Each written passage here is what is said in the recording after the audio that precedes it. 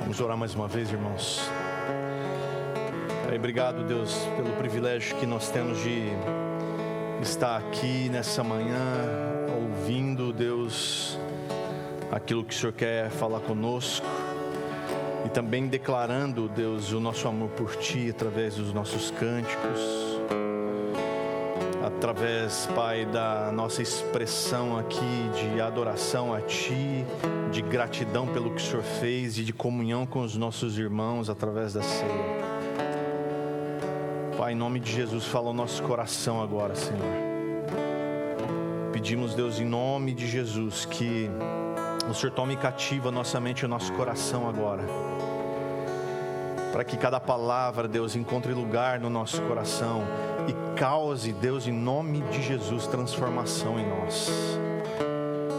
Nós não queremos, Senhor, continuar da mesma forma que estamos. Nós queremos crescer em Ti. Nós queremos, Deus, ser cada vez mais parecidos contigo.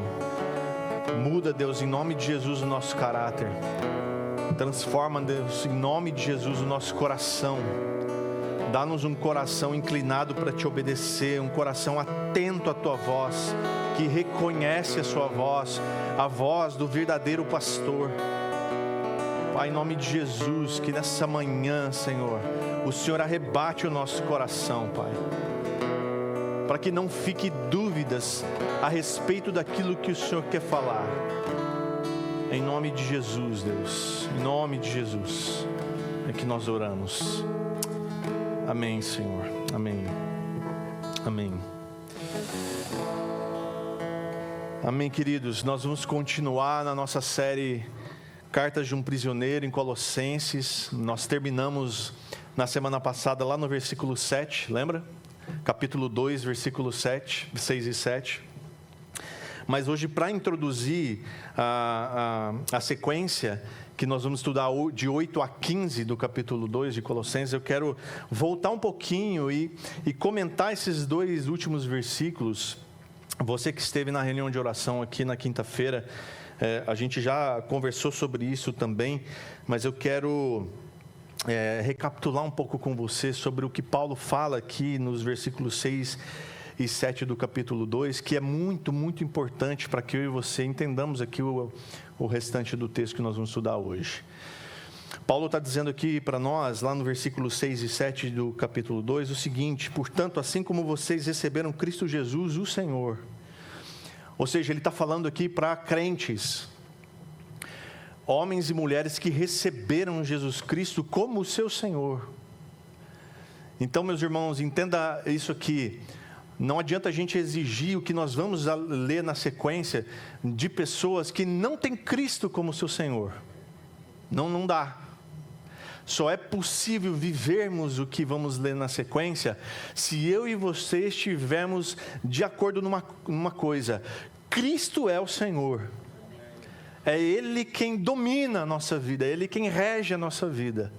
Cristo é Senhor. Então, se a gente está de acordo nisso, então Paulo diz assim: então continuem a viver nele.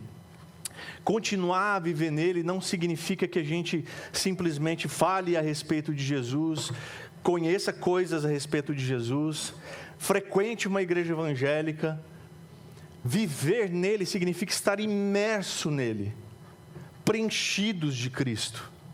Viver em Cristo significa que eu e você estamos enxertados nele. Lembra de João capítulo 15, quem veio também na aula aqui na quinta-feira à noite, sobre fruto do Espírito, já teve esse panorama de João 15, onde Jesus Cristo diz: eu sou a videira verdadeira e vocês são os ramos.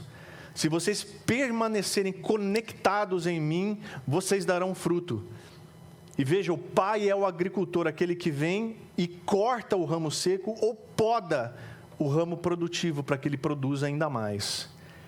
Então, se eu e você somos crentes no Senhor, temos Ele como Senhor, continuem a viver nele, ou seja, dentro dele, enxertados nele, conectados nele. Isso faz toda a diferença do que viver na periferia de Jesus Cristo, sendo simpatizante das coisas de Jesus. Não sei se você se lembra, Herodes, quando a sua esposa Herodias pediu a cabeça de João Batista, ele ficou chateado, porque ele gostava de ouvir as pregações de João Batista.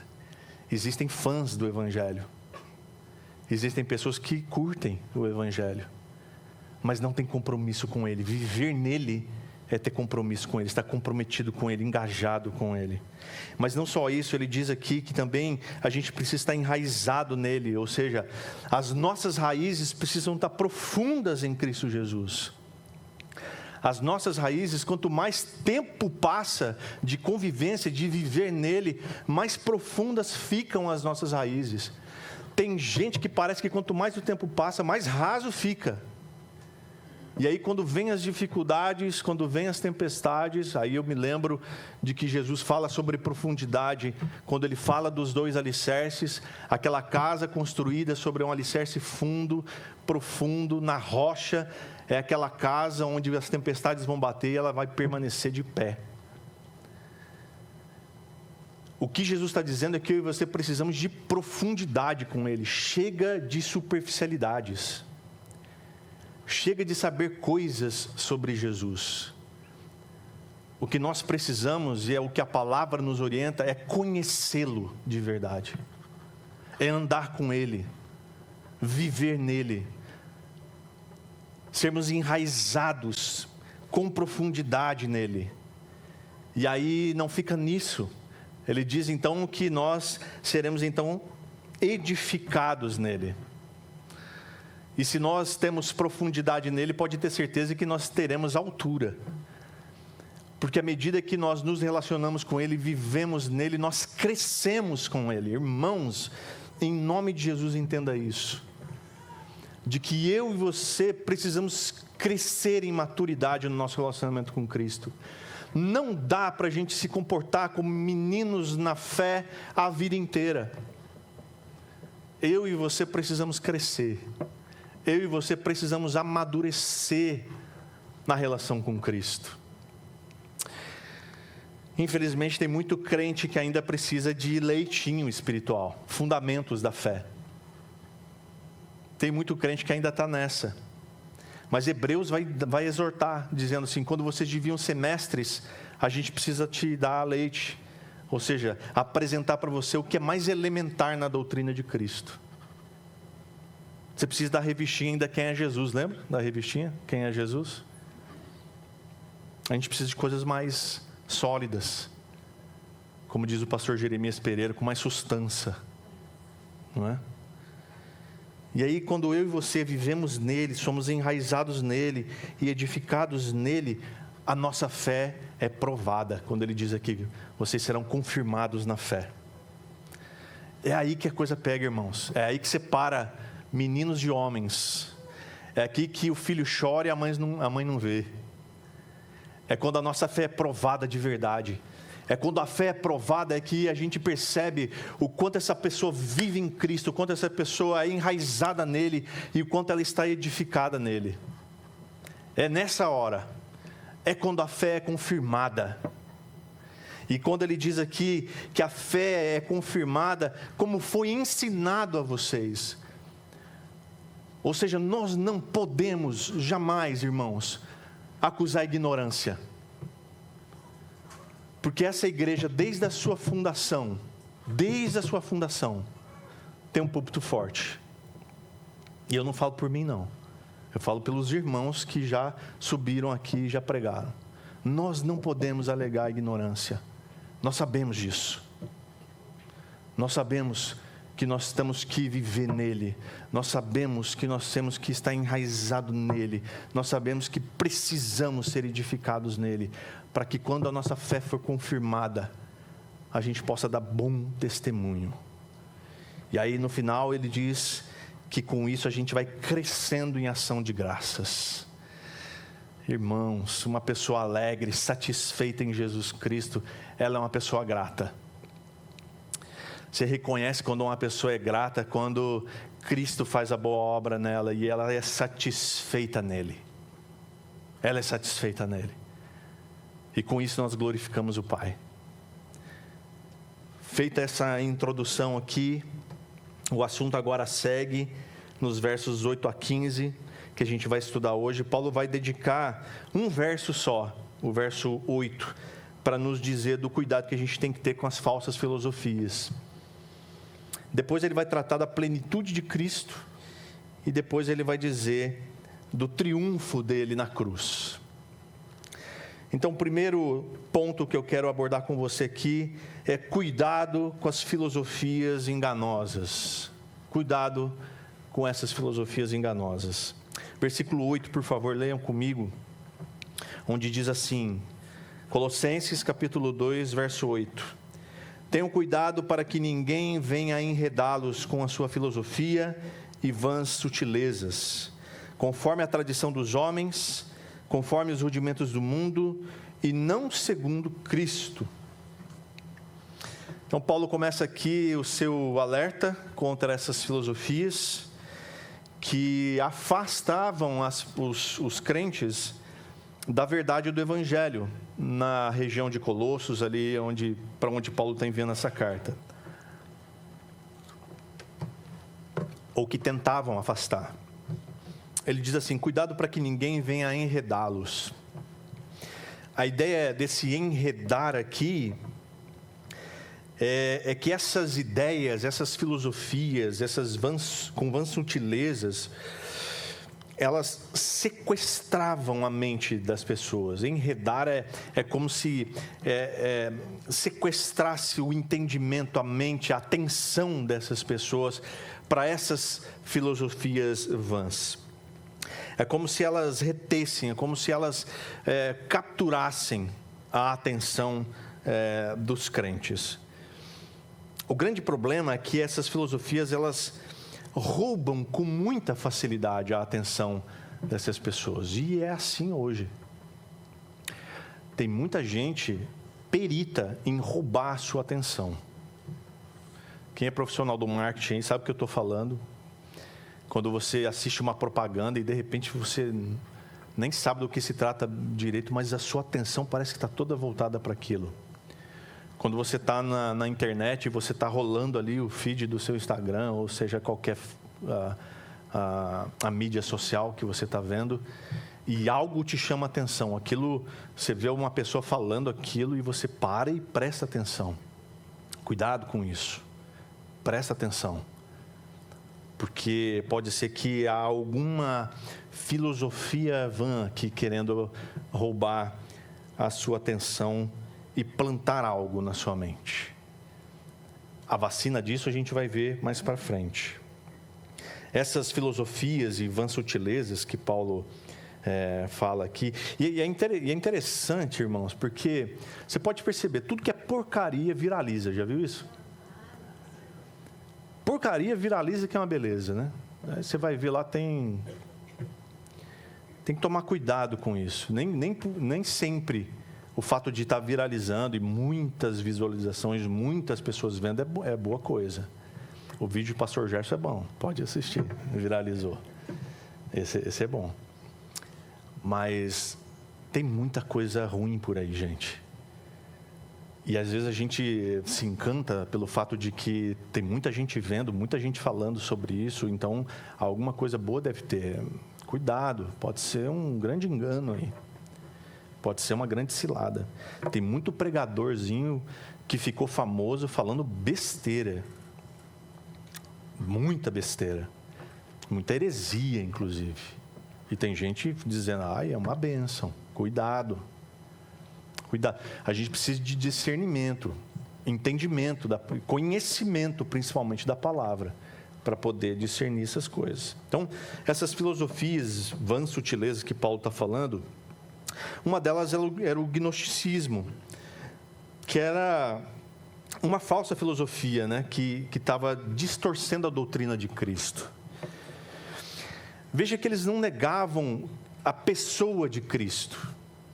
Eles até achavam legal Cristo, até achavam a obra de Cristo uma coisa muito boa que tinha acontecido para a humanidade. Mas eles negavam a supremacia e a suficiência de Cristo.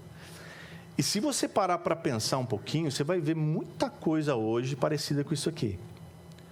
Muita coisa hoje que fala de Jesus como se ele fosse alguém notável. alguém de quem você até aprende muita coisa legal, mas não entende que Cristo é suficiente. Sempre vai ter alguma coisa a mais que você precisa fazer, realizar, para que você alcance algo maravilhoso, algo bom, algo sublime, algo até de Deus.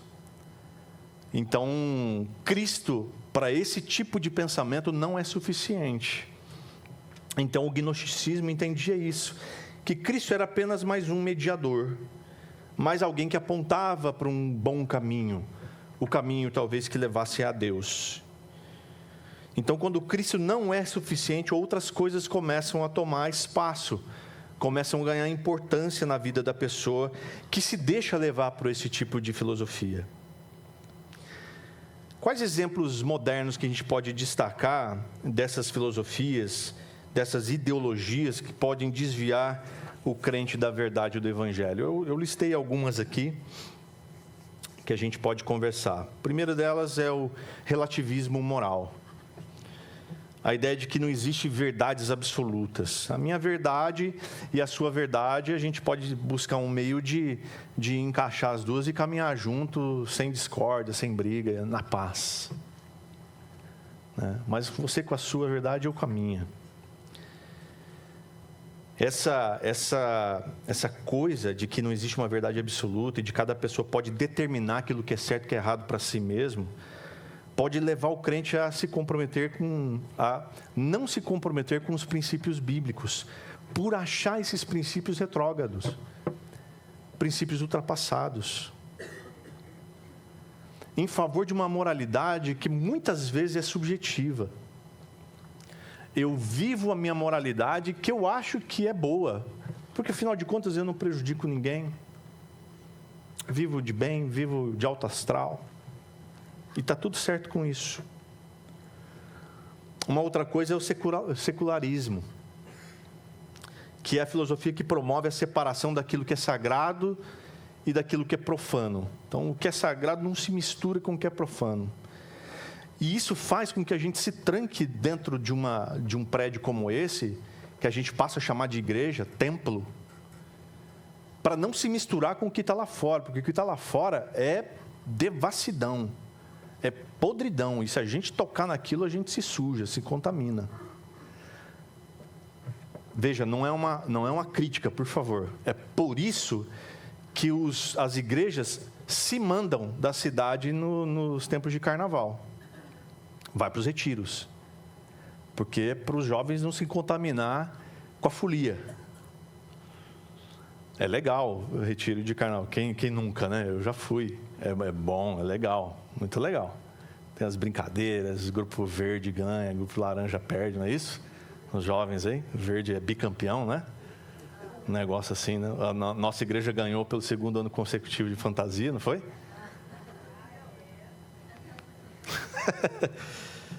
Essas coisas são legais. Mas perceba uma coisa, irmãos. Se Jesus estivesse no nosso tempo hoje, onde é que Jesus estaria? Num retiro ou num baile de carnaval?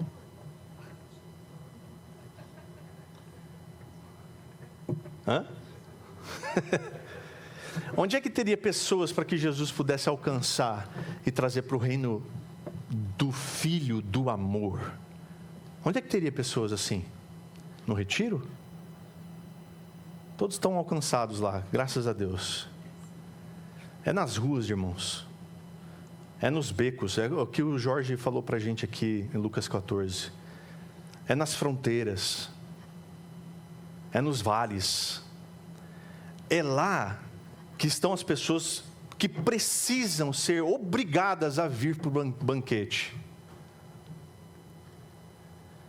Então, é diferente essa coisa do secularismo. Aquilo que é profano a gente não mexe. Também envolve na esfera pública, na política. Muita gente acha que o crente não deve se envolver na política. E eu sou da opinião que deve evitar mesmo. Por quê? Porque é preciso muita maturidade para estar lá naquele meio e influenciar, não ser influenciado. Esse é o nosso papel na esfera pública. É estar lá e ser luz e sal, como nós somos chamados para fazer. não para impor uma ideia, não para chegar lá e dizer assim, bater a mão na bancada evangélica e dizer assim, agora o Brasil é de Jesus Cristo. Porque essa não é uma verdade, irmãos. O evangelho é para aquele que crê. E no Brasil haverá, em nome de Jesus, muitos, mas muitos, os que crerão.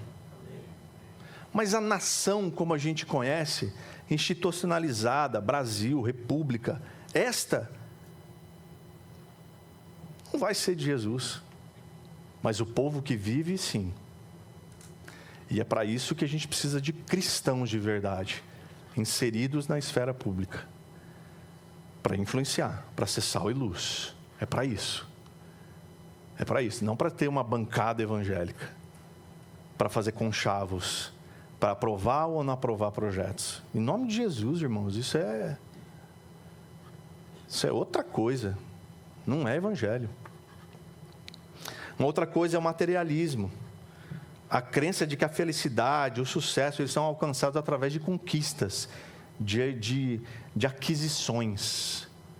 Você conquista, você adquire, então você é abençoado. Está repleto de igreja evangélica com esse pensamento, de que o crente só é abençoado se ele andar de carro novo. Eu ouvi de uma pastora, na época, ela dizendo assim, olha, se a gente entrar na visão tal, uma visão multiplicadora aí de igreja, você vai ver que em um ano os carros parados aqui na frente da igreja vão mudar. Os carros vão ser mais novos. E eu ouvi aquilo e falei assim, meu Deus do céu, que raio é isso? Não é evangelho, não é. É filosofias e vãs sutilezas, percebe? Com cara de piedade. Uma outra coisa é o hedonismo, a filosofia que coloca o humano no centro das coisas. Você é o ponto fraco de Deus, já viu isso?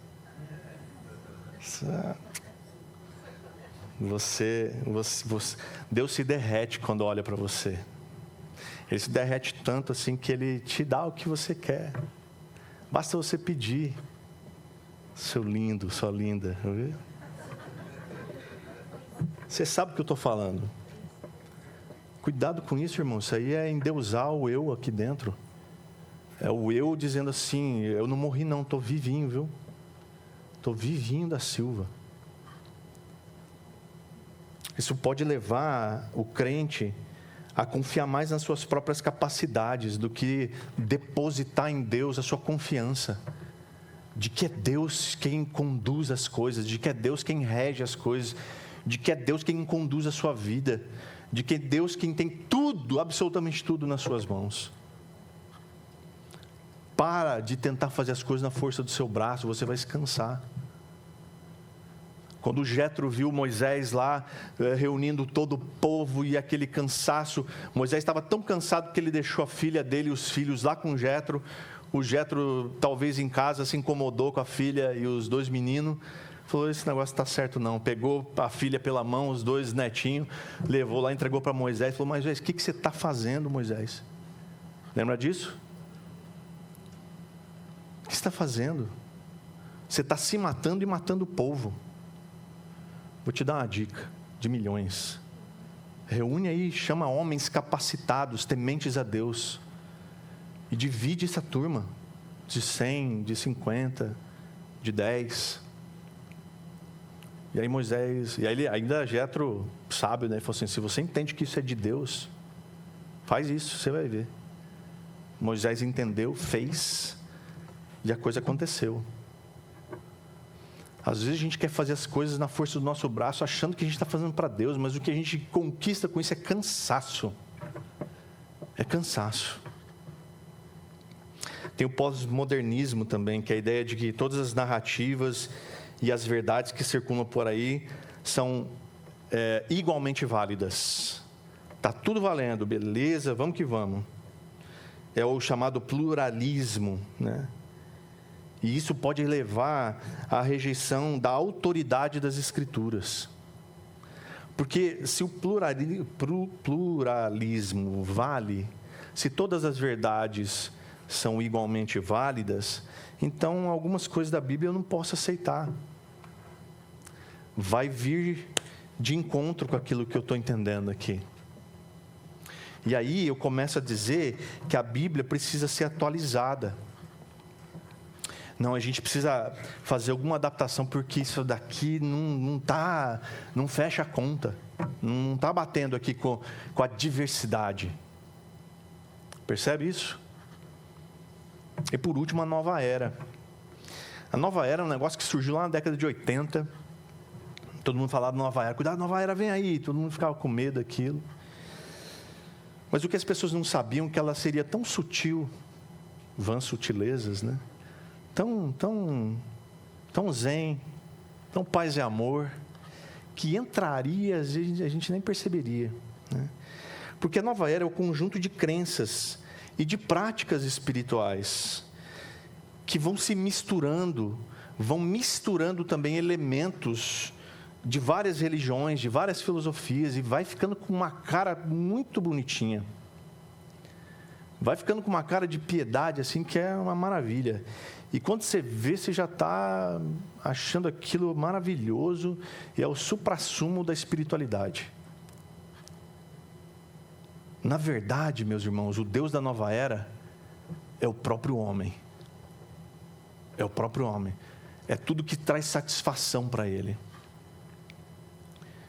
Então, essas falsas filosofias, elas tinham 3 características. A primeira delas, elas eram conforme a tradição dos homens, como Paulo diz aqui.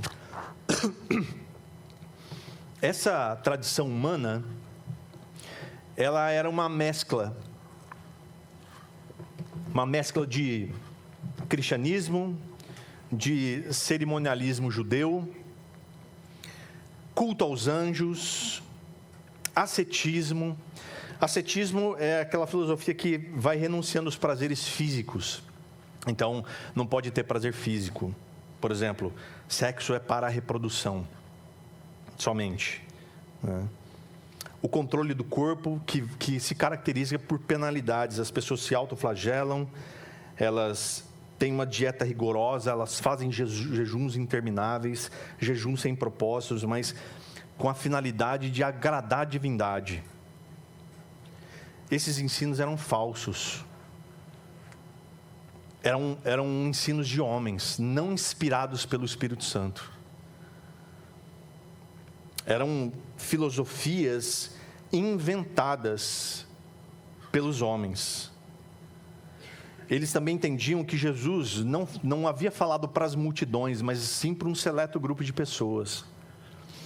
Esse grupo que está aqui, nesse auditório, é o grupo escolhido por Jesus para estar aqui. Glória a Deus, aleluia, que afago no meu coração. Por isso que eu não estou lá fora. Fui escolhido. E essa coisa ia enchendo o coração das pessoas de uma vaidade. E Paulo está dizendo aqui que isso aqui era conforme a tradição do homem. Então, o evangelho, o cristianismo, alcançava só aqueles mais eleitos, aqueles mais bonitos, mais saudáveis, mais cheirosos, que se vestiam melhor. Teve um cara aí, na antiguidade, que pensou alguma coisa nesse sentido e fez uma atrocidade. Um que tinha um bigodinho assim. Tradição de homens. Ele também diz aqui que uma outra característica era conforme os rudimentos do mundo. E esse rudimentos do mundo é interpretado como uma referência aos princípios fundamentais das religiões pagãs. Então, eles ainda absorviam, retinham alguns elementos, alguns ritos de religiões pagãs. Também poderia ser aqui, rudimentos do mundo, os espíritos de outras religiões, os espíritos persas, por exemplo. Os livros de magia que se cultuavam na época. A astrologia, o estudo dos astros e signos e tal. Você acredita que até hoje tem gente que não sai de casa se o horóscopo não estiver de acordo? Você acredita? Até hoje. E pasmem, irmãos, eu já vi crente acreditar em horóscopo. É complicado, né? E o terceiro ponto aqui, a terceira característica, é que esses princípios não eram segundo Cristo. Essas filosofias, elas estavam contra Cristo. E elas estavam em desacordo com a sua palavra. Elas distorciam a verdade.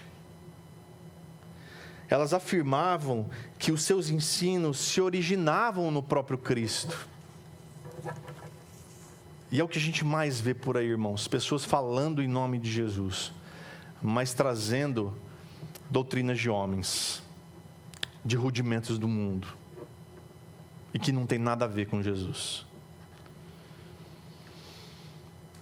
Agora Paulo para de falar dessas coisas, e aí ele vai dizer para nós o porquê que a gente tem que se afastar ou tomar cuidado com essas coisas aqui. O que é que nós temos como ferramentas para evitar cair numa cilada de acreditar numa baboseira dessa? Versículos 9 e 10. Paulo vai falar agora da plenitude de Cristo. Verso 9 e 10 ele diz assim: porque nele habita corporalmente toda a plenitude da divindade. Também nele vocês receberam a plenitude. Ele é o cabeça de todo principado e potestade. Então agora Paulo ele vai tratar dos recursos que a gente tem aqui para que nenhuma dessas esquisitices, né, com cara de piedade, com cara de coisa boa, nos enrede, sequestre a nossa mente, o nosso entendimento, o nosso coração. Primeiro diz aqui que porque Cristo habita corporalmente toda a plenitude da divindade. Essa palavra habitar revela que a plenitude de Cristo estava em casa, na pessoa de Jesus. Toda a plenitude está em casa. Em quem? Em Cristo. Nele habita toda a plenitude, nele mora toda a plenitude. Lembra que no domingo passado eu citei que João capítulo 1, verso 1, ele vai dizer que no princípio era o verbo, e esse verbo, a palavra é logos, e esse logos significa a origem de todo conhecimento, de toda sabedoria. Então ele é a origem de todo conhecimento, então nele habita a plenitude divina. Não é qualquer um que a gente crê, irmãos, como nosso Senhor. É aquele em quem habita toda a plenitude de Deus. É em quem se originou todo o conhecimento e toda a sabedoria. Ele é. Paulo, quando ele escreve que essa expressão plenitude divina, ele usa uma palavra grega que expressa o estado de ser Deus, para não deixar a sombra de dúvida de que ele poderia se parecer com Deus, ou de que ele seria uma espécie de Deus, ou de que ele seria qualquer outra coisa, a não ser o próprio Deus encarnado. Então, em Cristo está a plenitude divina, ou seja, ele é o próprio Deus encarnado. Para que não fique dúvida, para que fique bem claro. Plenitude da divindade não é qualquer coisa. E certamente não pode haver plenitude em qualquer ser criado. E Jesus faz parte da mesma essência do Pai. Nele nós também recebemos a plenitude. Nessa importante declaração que a gente leu aqui de Paulo, nele recebemos a plenitude, Paulo está afirmando que os crentes compartilham do poder e da autoridade de Cristo. Porque se ele habita em nós também a plenitude de Deus, ou seja, toda a autoridade e poder está habitando em nossos corações, na pessoa de Cristo Jesus. Já imaginou isso? E é por isso que eu e você, irmãos, temos uma nova identidade. É por isso que quando Moisés manda os 12 espias, dos 12, 10 voltam para casa dizendo assim: não dá não para a gente conquistar a terra, porque a gente é gafanhoto aos olhos deles. E os outros 2 diziam, não, Deus disse que a gente vai conquistar. E eles dizem assim, eia, subamos e conquistamos. Porque a identidade deles estava preservada, eles sabiam quem eram. É por isso que quando Golias fica 40 dias dizendo, vem um de vocês aqui lutar contra mim, que se vocês ganharem, se o soldado de vocês ganhar de mim, nós, todos os filisteus, seremos escravos de vocês. Mas se eu ganhar, o cara era grande. Nem o rei Saul quis encará-lo. Mas menino Davi, que estava entregando marmita, não tinha ouvido talvez nenhum desses 40 dias, mas num dia, quis Deus que ele ouvisse essa conversa mole do grandão incircunciso. Disse assim, e é interessante que, você pode olhar lá depois, que Golias, ele fala assim, vocês não são o exército de Saul? E ele ficava afirmando isso, vocês não são o exército de Saul? E quando Davi chega, ele fala assim, quem é esse incircunciso para desafiar o exército do Deus vivo? Muda, né? O exército de Saul mas o exército do Deus vivo, a coisa pega. A identidade de Davi estava preservada. E por último, irmãos, Jesus no batismo, quando ele ouve a voz dizendo, este é o meu filho amado em quem eu tenho prazer, dali ele sai para o deserto para ser tentado. Qual a primeira coisa que Satanás diz para ele? Se você é o filho de Deus, faz isso, faz aquilo. A nossa identidade está sempre sendo provada. O diabo sempre está com o dedo em rixe, apontando para nós, dizendo assim, será que você é filho mesmo? Se você está em Cristo Jesus, a plenitude divina que está nele habita no seu coração. Então você é filho. Você é filha. Presta atenção nisso. A nossa identidade precisa estar preservada, porque ele é o cabeça de todo o principado e potestade. O tema, talvez um dos temas principais da carta aqui é a plenitude divina de Cristo Jesus, que está em Cristo Jesus. E nós, eu e você, somos aperfeiçoados nele. O termo cabeça aqui é usado para deixar claro que a autoridade sobre tudo que existe, Cristo tem. Toda a autoridade, no céu e na terra, Cristo tem. Cristo é a expressão visível de Deus na sua encarnação. E agora, na sua glorificação, Jesus é Deus na carne, é Deus em nós. Cristo não era uma revelação parcial de Deus, mas era o Deus mesmo em toda a sua plenitude. O William Hendrickson, ele diz assim, dado que toda a plenitude da essência de Deus está concentrada em Cristo, não existe nada que justifique nenhuma necessidade de buscar em outro lugar ajuda, salvação ou perfeição espiritual. Em Cristo, nós possuímos a fonte da qual flui a corrente das bênçãos que podem satisfazer qualquer necessidade que tenhamos, seja nessa vida, seja na vindoura.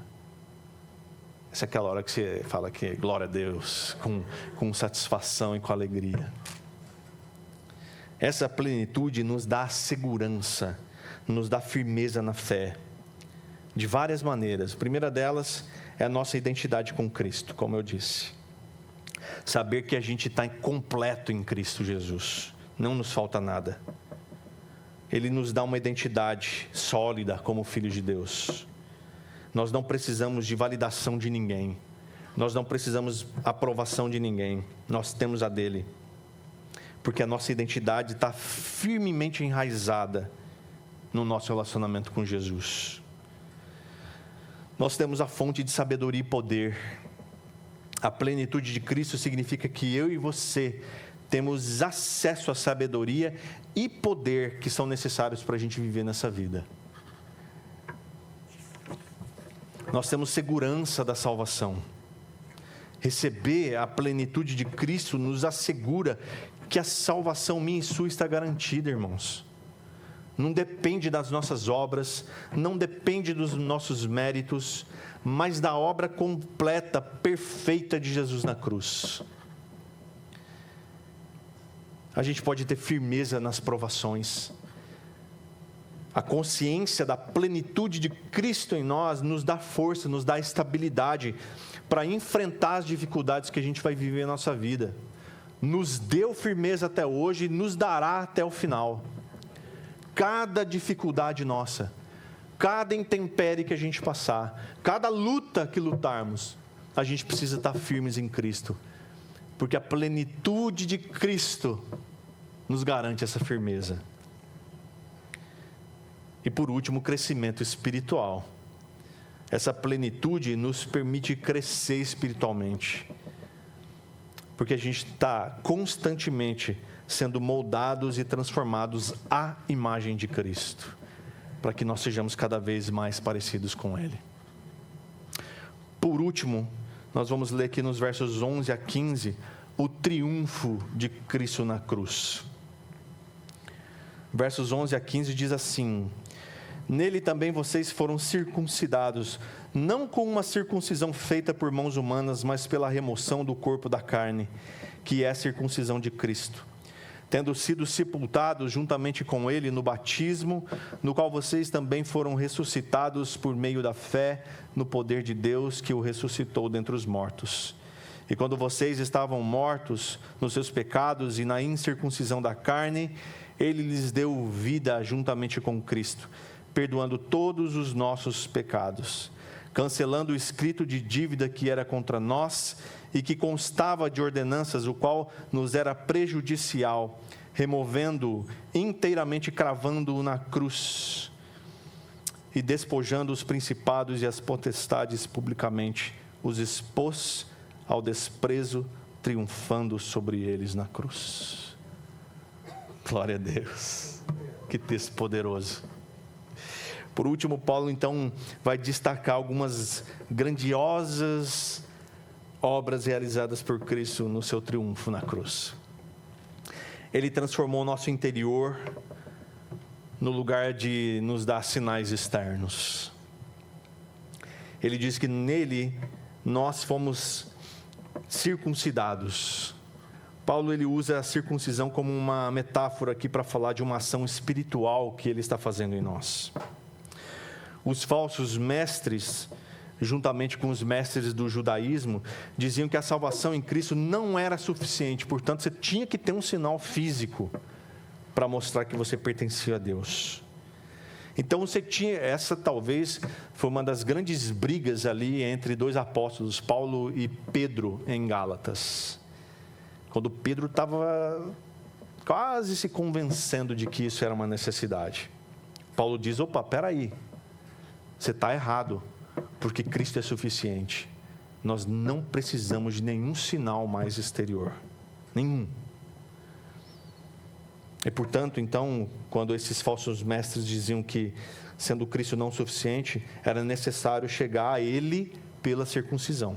Circuncisão física. A circuncisão era um sinal externo da aliança de Deus com o povo de Israel. Porque, apesar de ser essa operação ser física, ela tinha um significado também espiritual. Mas em Cristo isso deixou de ser uma obrigação.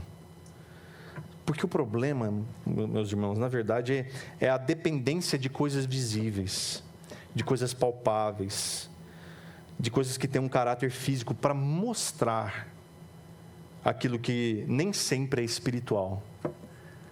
Por isso que a gente tem que tomar cuidado com essa coisa de crente se veste assim, crente usa isso, crente ouve aquilo, crente faz isso, crente faz aquilo, como sinais visíveis da nossa fé.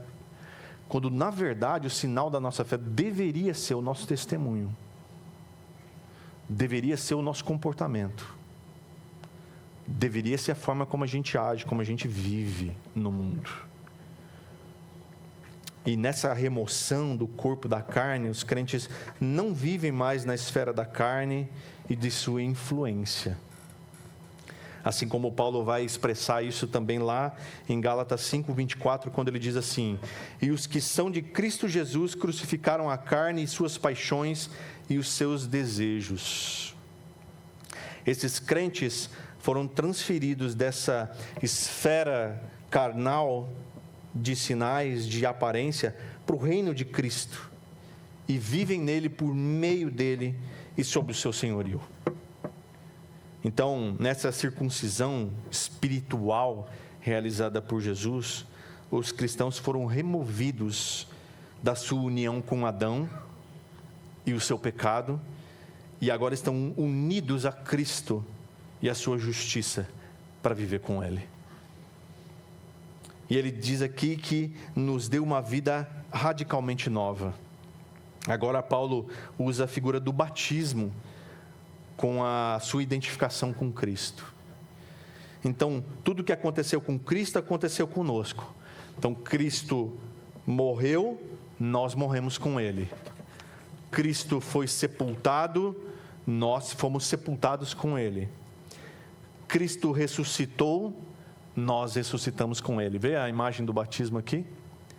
Nós morremos para esse mundo, ficamos lá alguns minutos, morrendo, porque o eu às vezes é muito insistente. Então, dependendo do eu, fica mais tempo lá. Os candidatos ao batismo, eu já estou dando a dica. Treine a apneia. E aí, quando nós já estamos sepultados com Cristo lá, você e eu ressuscitamos com Ele. Mas nós deixamos as roupas velhas do velho homem lá na sepultura. Quando nós ressuscitamos com Cristo, nós estamos de roupas limpas. E Paulo vai falar muito sobre isso no capítulo 3. Paulo vai usar muito essa figura de linguagem do despir-se do velho homem e do se revestir da nova natureza em Cristo Jesus. Nós deixamos aquelas roupas velhas, sujas, estragadas do pecado e vestimos roupas novas, limpinhas, cheirosas em Cristo Jesus, na nossa nova vida. Barclay diz que a obra de Cristo é uma obra de poder porque deu vida a homens mortos. É uma obra de graça porque alcançou aqueles que não tinham razão de esperar benefícios de Deus. Ele nos perdoou definitivamente os nossos pecados. Paulo está dizendo aqui que Ele perdoou todos os nossos pecados. O perdão de Deus é gratuito, é generoso. A experiência mais doce que eu e você podemos ter é a certeza de que os nossos pecados estão perdoados em Cristo Jesus. Que balsâmico é, irmãos, saber que cada um dos meus deslizes, cada uma das minhas transgressões, cada um dos meus pecados foram perdoados por um Deus amoroso, perdoador. Mas não se engane, isso não é de graça. Isso custou caro, custou o sangue dele. É por isso que Hebreus vai dizer que cada vez que eu e você pecamos deliberadamente, a gente submete a Cristo a uma ignomínia. Sabe o que é uma ignomínia? Uma desonra absurda. É como se eu e você fôssemos lá na cruz de Cristo e pregássemos mais uma vez Jesus naquela cruz. Preste atenção nisso. Uma consciência atormentada pelo peso da culpa e pela inquietação gerada pela impossibilidade de pagar a sua própria dívida, ou de pagar para Deus a nossa dívida, é uma das maiores tragédias espirituais. A pessoa que vive naquela culpa. Irmãos, eu lembro que uma vez a gente estava evangelizando um casal. Ela era de uma religião, e eu vou dizer qual é: Congregação Cristã do Brasil. Aquela mulher, ela tinha se desviado do evangelho e ela se julgava condenada. Mesmo eu apresentando o evangelho da graça para ela, do perdão de Deus, ela dizia assim: não, isso não é para mim, porque eu deixei a igreja, e quando eu deixei a igreja eu fui condenada. E eu tentava dizer para ela que a salvação não estava na igreja, estava em Cristo Jesus, e ela dizia para mim assim: para mim isso não serve mais, eu já estou condenada. Irmão, você tem ideia do que é isso? De uma pessoa achar no seu coração de que ela não tem mais jeito, de que ela não tem espaço. O Jorge leu aqui Lucas 14, o rei aqui, o dono da festa, dizendo: ainda há lugar na casa. E eu dizia para ela: ainda tem lugar na casa para você. Ela dizia: não, para mim não, para mim não. Isso é uma dor absurda no coração daquela mulher, de entender que o pai a rejeitou. Misericórdia, irmãos, misericórdia, que tragédia. Então, através do sangue derramado de Cristo na cruz, nós temos o perdão completo, irmãos. Isaías 43, 25 nos diz assim: eu mesmo sou o que apago as suas transgressões por amor de mim mesmo.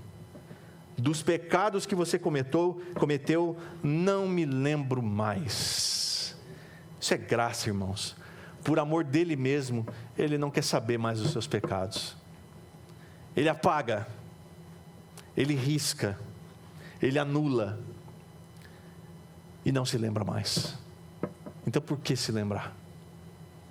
Tem um livro, acho que nós não temos na nossa livraria, chamado Deixe o Passado no Seu Devido Lugar. Vale a pena você ler. Porque Jesus cancelou totalmente a nossa dívida. O Hernandes Dias Lopes, ele diz que Jesus não levou os nossos pecados na cruz, não só levou os nossos pecados na cruz, mas também levou a lei e a encravou na cruz. Era impossível para nós cumprirmos a lei. Então Cristo cumpriu por nós. Agora nós estamos debaixo da graça e não da lei. O Hernandes, ele destaca 4 pontos aqui no verso 14. O primeiro deles é a admissão da dívida, ou escrito de dívida, que era uma espécie de lista, onde continha ali as acusações que o devedor confessava. Então o devedor colocava lá: eu devo isso. E era o reconhecimento por escrito do devedor.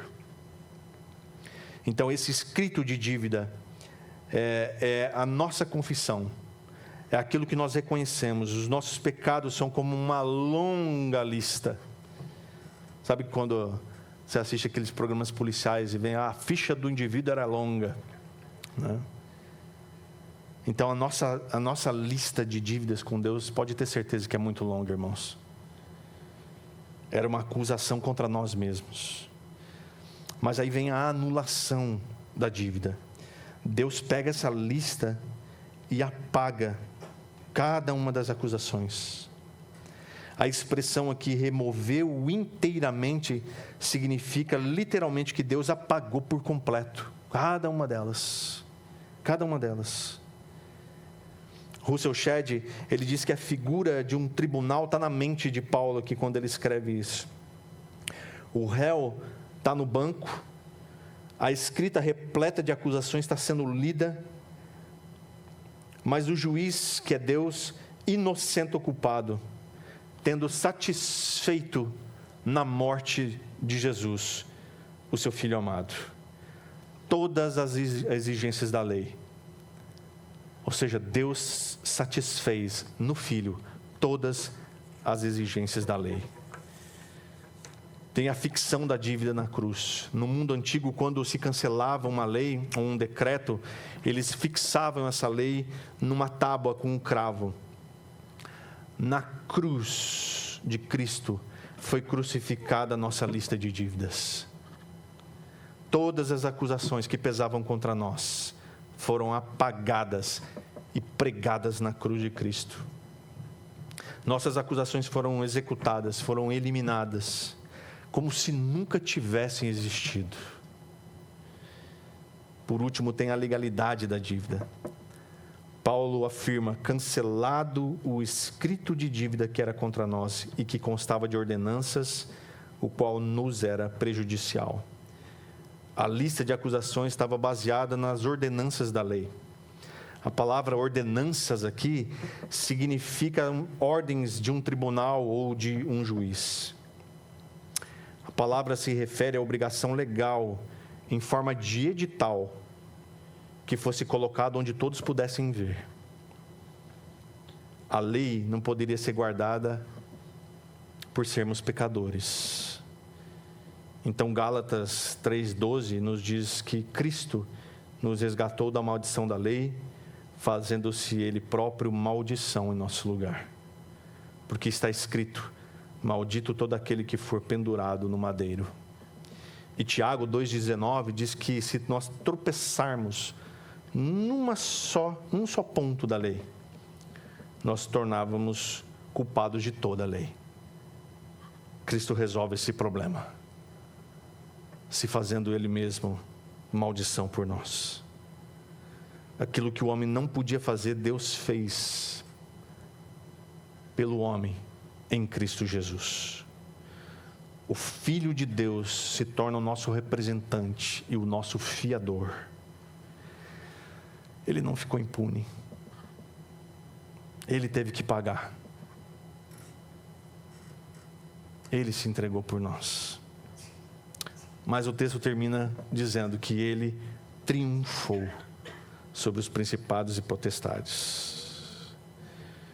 Jesus, ele não somente lidou com o pecado, com a lei na cruz, mas também com Satanás. Jesus despojou os principados e as potestades e os fez cativos.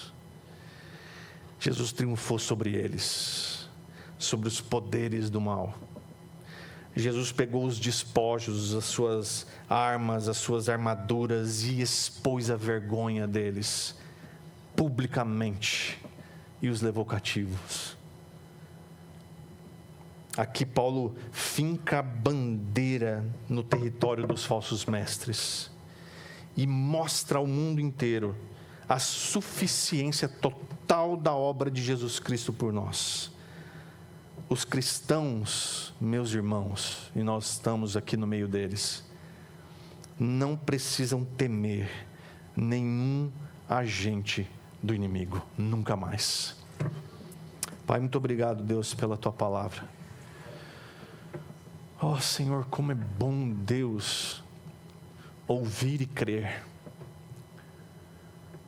Porque a Tua palavra diz que a fé vem pelo ouvir e ouvir a Tua palavra. Então, Deus, em nome de Jesus, enche-nos de fé nessa manhã, Deus. Para que a gente possa sair daqui convictos, Deus, de que nós não precisamos temer o inimigo. Nós somos a igreja que avança contra as portas do inferno. E o Senhor disse que as portas do inferno não prevalecerão contra ela. Pai, em nome de Jesus, nos dá sabedoria para lidar com os falsos ensinos que estão repletos hoje. A um toque. Pai, em nome de Jesus, nos ensina a cada dia, nos fortalece segundo a Tua palavra. Em nome de Jesus, que o Deus de amor, o Filho da graça e o Espírito da comunhão estejam sempre conosco, todos os dias, cada momento, em nome de Jesus. Amém.